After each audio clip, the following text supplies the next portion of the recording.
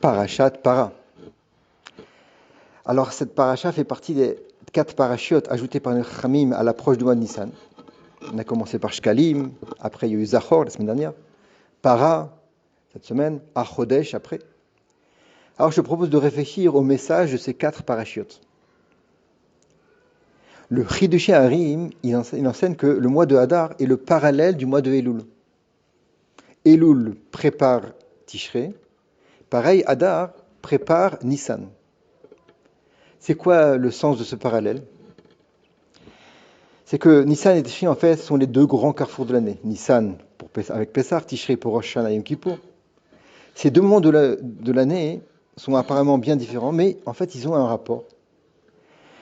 Et on peut le trouver à travers la Gemara, qui cite une requête une discussion pour savoir quand est-ce que le monde a été créé. D'après Rabbi Eliezer, en Tishré, alors que pour Rabbi Yoshua, c'est en Nissan. Tosfot, sur place, il explique qu'il n'y a pas de marroquette. Béhémet, la décision de créer, ça a été pris en Tishré, mais la création effective, c'était en Nissan. Donc on voit que Nissan et Tishré sont les 2 étapes sur le chemin de la création. Et chaque année, comme dit Rav Dessler, on recrée quelque part une nouvelle création.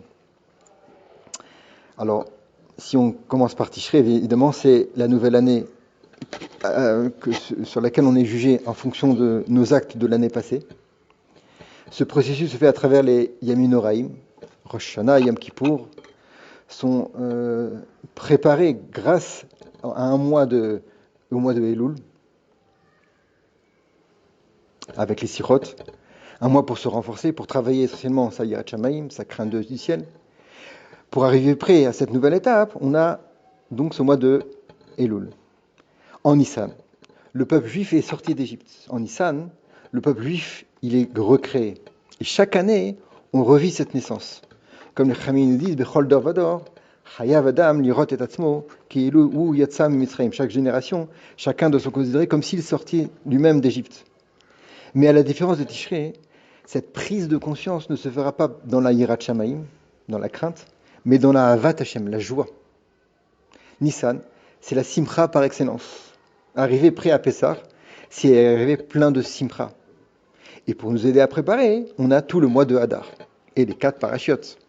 Donc en résumé, Elul et les Slichot, c'est pour affermir notre Yirat Shamayim à l'approche de Tishré, alors que Hadar et les 4 parachiotes sont là pour développer le sentiment de Simcha à l'approche du mois de Nissan et de Pessah.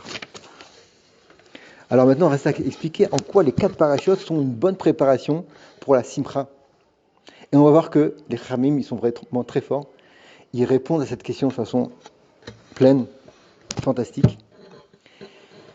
Et ils disent que dans la vie d'un homme, il y a 4 raisons pour lesquelles il manque de Simcha.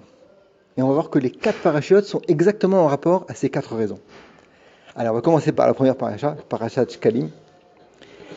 Elle vient en rapport au fait que certains hommes sont attristés de ne pas comprendre le sens de leur vie. Ils se disent, quelle importance j'ai dans mes actes, ma petite vie est dérisoire. Parashat Shkalim vient répondre à cela. Chaque juif, quel qu'il soit, devait donner une machatzit shekel. C'est pas grand-chose, une dizaine de grammes d'argent, quelques shkalim, il y en a qui disent que 3 pièces de 50 centimes ça suffit. Mais la somme de tous ces machatzit shekel va permettre d'acheter les korbanot de toute l'année. Toute la avoda, tout le culte de l'année s'effectue par ce petit machatzit shekel. Ainsi, on dit à cet homme-là qui est triste, tu ne te rends pas compte de la portée de tes actes. Tu as l'impression d'être inutile. N'oublie pas que tu fais partie d'un tout. Il y a là-haut quelqu'un qui dirige l'histoire, quelqu'un qui fait la somme de tous ces petits actes pour faire avancer l'histoire dans la direction qu'il a donnée. Et chacun a son rôle à jouer.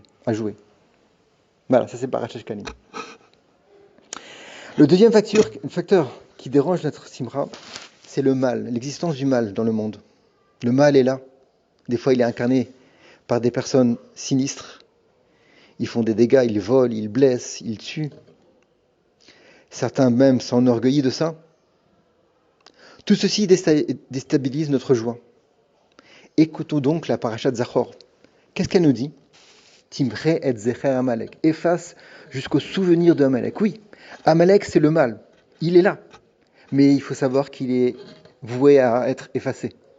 Si Hachem laisse le mal exister dans le monde, c'est qu'il correspond quelque part à une certaine nécessité. Mais celle-ci nous échappe. Mais le but ultime du mal, c'est de disparaître. Timche et Zecher Amalek est là pour nous dire que le mal il est là, mais il faut savoir qu'il va partir. Et grâce à ça, on arrive à une simcha. Ça, c'est la deuxième paracha. Troisième point, l'existence de la Midat Adin, l'attribut de justice. Savoir qu'on est constamment jugé, qu'on doit rendre des comptes sur chacun de nos actes et nos paroles, c'est a priori pas très réjouissant. Pour permettre à la joie de s'épanouir, penchons-nous sur la paracha Paradoma. Mefarshim explique qu'elle est entièrement une évocation de la Midat Adin. La Paradoma, comme tu sais, c'est la vache rousse que l'on brûle. Or, dans la Torah, on sait que la couleur rousse, est toujours synonyme de Midat Adin. Pareil pour le feu. Quel est le but de la Paradoma? C'est Metaer et Ametim. Elle rend purs les impurs. C'est pour nous dire que, en fin de compte, le din, la midat de la justice, la dureté de Akol Borou, ça aboutit à la fin à la rachamim. Comment ça marche? Béhémet, on ne sait pas. C'est au-delà de notre compréhension. La vache rousse, c'est le prototype des choukim, ces lois qui dépassent notre logique. Eh bien, tu as compris que c'est ça le message, c'est que la simcha, elle peut venir grâce au fait qu'on oublie que, enfin, on va savoir, on sait que la midat adin, tôt ou tard, elle va partir. La quatrième nekuda, quatrième sentiment à dominer pour être vraiment saméach, c'est la routine. Quand on fait des choses avec l'habitude, ça émousse notre enthousiasme. Même pour les choses les plus chères. C'est quoi le remède? Eh bien, tu as compris, c'est la paracha Chodesh, la Itratshut, le renouvellement. C'est pas découvrir des nouvelles forces qui n'existaient pas en nous, mais c'est revivifier, ressusciter les forces, le potentiel qui est endormi en nous.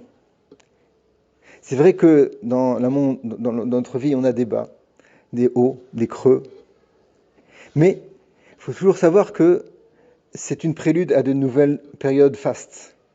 Le peuple juif est toujours comparé dans le texte à la lune, qui est sans cesse en renouvellement. Avec le mois de Nissan et l'arrivée du printemps, même la nature se renouvelle. Ce renouveau naturel est une allusion du renouveau spirituel que chaque Béné Israël ressent en Nissan, et déjà annoncé par la paracha de Chodesh. La force de se renouveler, ça c'est l'élément même du peuple juif par excellence. Alors voilà, ça c'est les 4 Nekodot, tu vois que c'est vraiment matim, comme on dit, effectif pour un juif, pour atteindre la simcha. Shkalim, pour être conscient de l'importance de chaque juif. Zachor, pour savoir que le mal il va être éliminé. Para, c'est pour savoir que la justice, le din, il va se transformer en miséricorde. Et Chodesh, c'est pour savoir que la routine, à la fin, elle doit être anéantie. Grâce à ça, Bézat Hashem, on va avoir plein de force pour toujours servir Hashem dans la simcha. Shabbat Shalom.